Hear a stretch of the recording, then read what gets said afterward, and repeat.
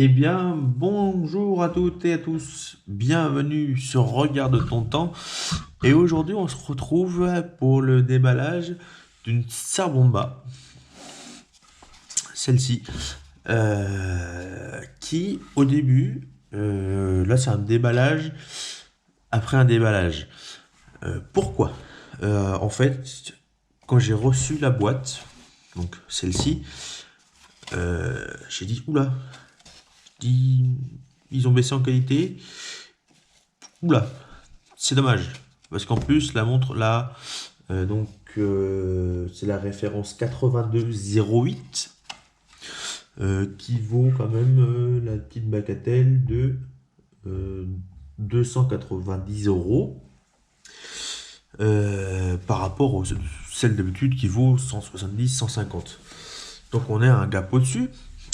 Et quand je reçois la boîte, je reçois ça. Moi en pensant à avoir ça. Donc une belle petite boîte. Donc ça c'est la surboîte. Hein. Vous voyez, c'est bien ajusté. Donc avec une belle boîte, avec voilà, la signature Tsar Bomba, ceux qui suivent la chaîne savent qu'il y en a deux qui ont été déballés sur la chaîne. Celle-là fait partie de la troisième. Et donc quand j'ai reçu ça,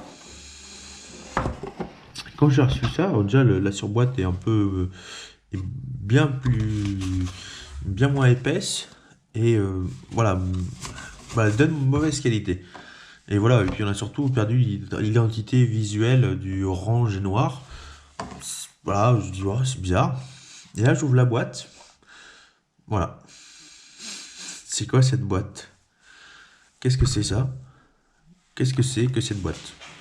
Là, on avait du feutre un peu partout avec un beau coussin bien mou où la montre s'imprégnait dedans et c'était très qualitatif.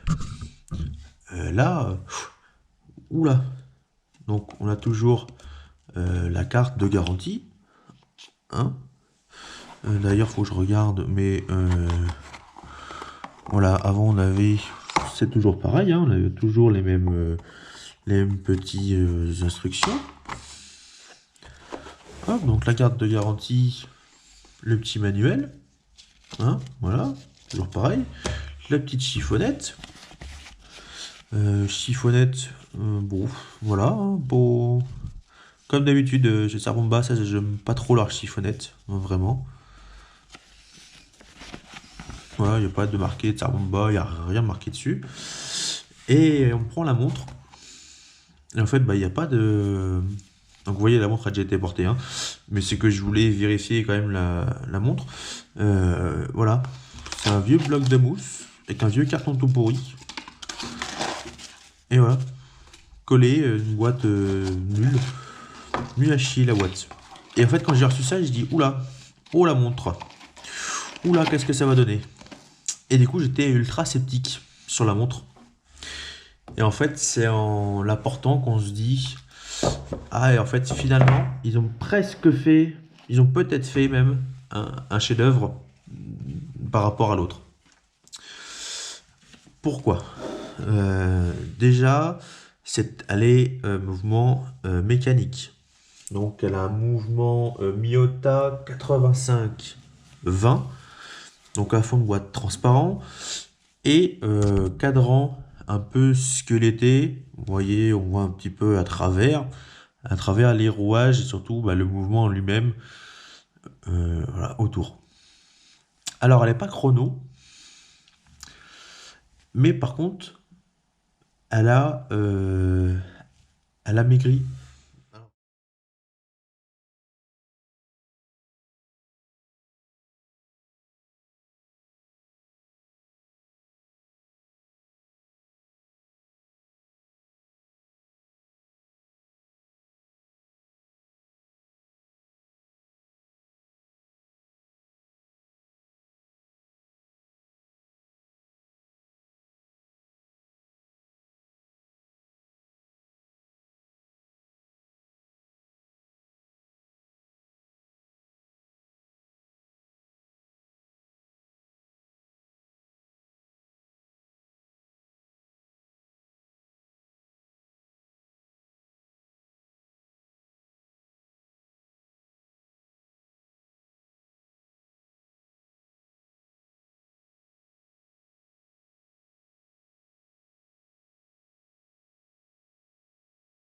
on perd 10 grammes.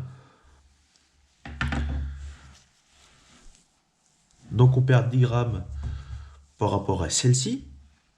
Mais surtout, elle est beaucoup moins épaisse.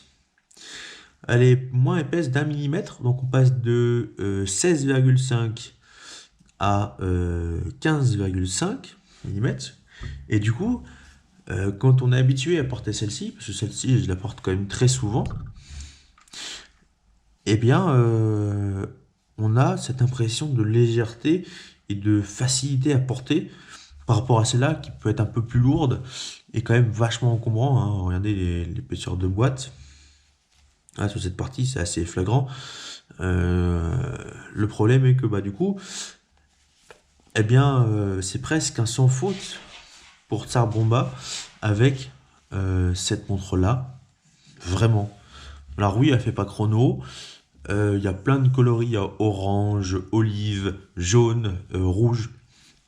Moi j'ai préféré la prendre noire, car prochainement je vais vous montrer comment on change les bracelets sur ces montres là, parce que voilà, c'est un peu spécial, c'est différent, vous voyez, il n'y a pas de petits crochets sur les côtés, et pour ça je vous montrerai comment on fait.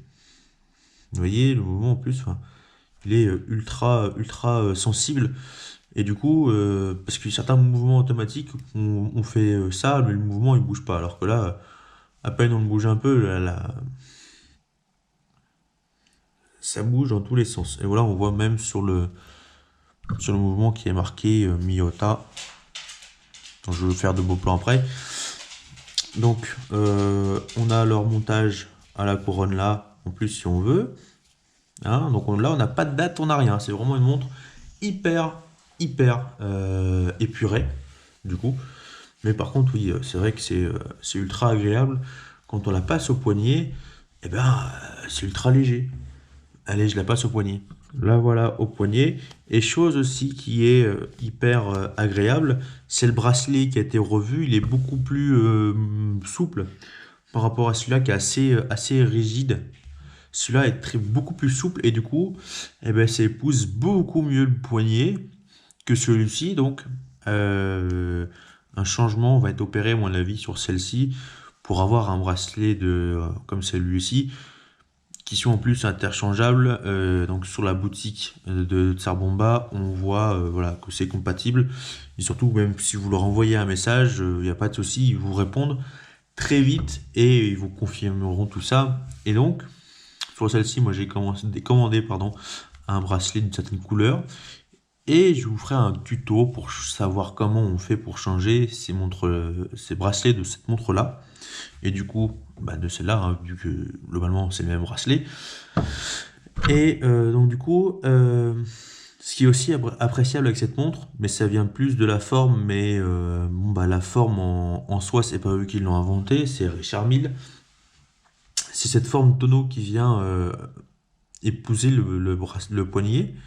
Et du coup, ça fait une montre mais hyper agréable à porter, malgré que malgré tout ça reste quand même assez épais, mais quand même quand on passe de ça à ça, mais c'est le jour et la nuit, je vous assure. Et pour moi, ils ont signé presque un chef-d'œuvre